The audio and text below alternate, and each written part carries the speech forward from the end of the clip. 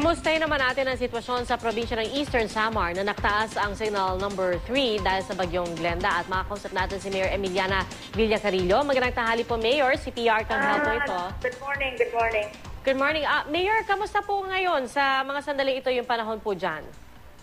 Signal number 2 na po daw kami. Malakas ang ulan since yesterday. Malakas ang hangin, lumalakas pa. Oho. Pero nag-ano na kami kasi may committee na kami dyan, may task force, lahat ready. Hindi pa kami nag-mass evacuation, pero if you minutes, puro if the wind mas mahangin, mag-mass evacuation na kami. And then, ang problema sa amin kasi yung bahay, kasi we're along a big river, agad nagbabaha.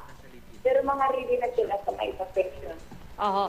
Pero yung lugar po ba ninyo, Mayor, meron na ho kayong mga tinukoy na mga lugar na talagang pwedeng puntahan ng mga residente kung kailangan nilang lumikas? Yeah, may dalawang barangay ako na palagi. Simula na mga ilang hours, lubog na yon, pero may evacuation area na sila. So, they know. Alam naman nila when it's coming in. Oho. Meron na ho nandun sa evacuation center sa mga sandali ito? May mga anak. Again, please. May mga tao na ho dun sa mga evacuation center sa mga sandali ito? Oo. Kasi alam nila eh. Oho. When the flood is rising, when the water is rising, kaya lang sometimes it's flood. Kaya kanina umaga, nasa na sila, naka-ready. May mga bangka naman na sinasakit pagpunta sa taas. Oho. Pero may mga residente pa rin ho ba na nandun malapit sa baybayin?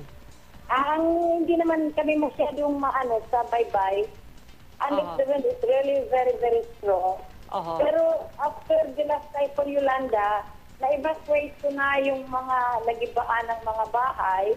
We are having housing facilities for them. Alam na nila. Sa pinpoint namin yung talagang kailangan at this hour, tatakbo na.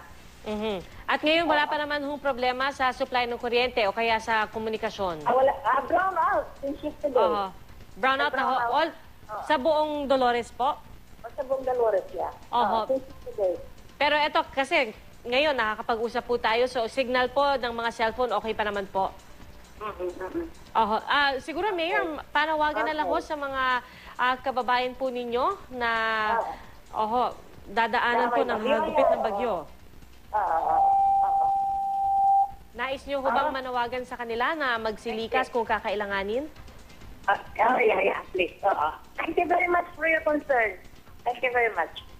Alright, si Mayor Emiliana Villacarillo ng Dolores Eastern Samar. Maraming salamat po at magandang tanghali po sa inyo.